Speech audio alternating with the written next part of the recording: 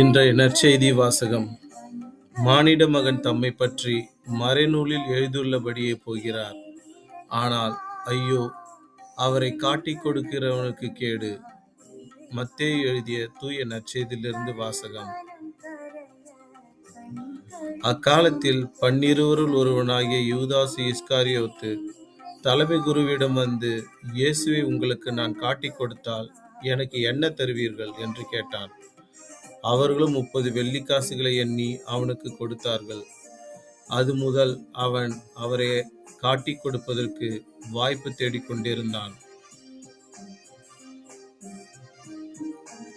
புளிப்பற்ற அப்ப விழாவின் முதல் நாளில் சீடர்கள் இயேசுவை அணுகி வந்து, நீர் பாஸ்கா விருந்துண்ண நாங்கள் எங்கே ஏற்பாடு செய்ய வேண்டும் என விரும்புகிறீர் என்று கேட்டார்கள்.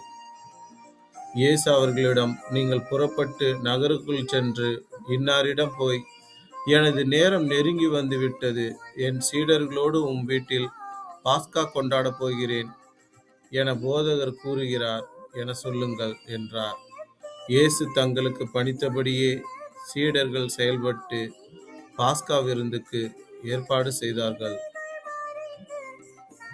மாலை வேளையானதும் அவர் 12 பந்தியில் அமர்ந்தார். அவர்கள் உண்டு கொண்டிருந்த பொழுது அவர், உங்களுள் ஒருவன் என்னை காட்டிக் கொடுப்பான் என உறுதியாக உங்களுக்கு சொல்கிறேன் என்றார். அப்போது அவர்கள் மிகவும் வருத்தமுற்றவர்களாய், ஆண்டவரே, அது நானோ என ஒவ்வொருவரும் அவரிடம் கேட்க தொடங்கினார்கள். அதற்கு அவர், என்னுடன் பாத்திரத்தில் தொட்டு உண்பவனே என்னை காட்டிக் கொடுப்பான்.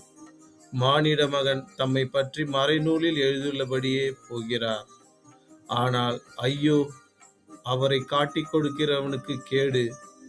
அம்மனிதன் பிறவாதிருந்தால் அவனுக்கு நலமாயிருந்திருக்கும் என்றார். அவரை காட்டிக் கொடுத்த யூதாசும், ரபி, நானோ என அவரிடம் கேட்க, இயேசு, நீயே சொல்லிவிட்டாய் என்றார்.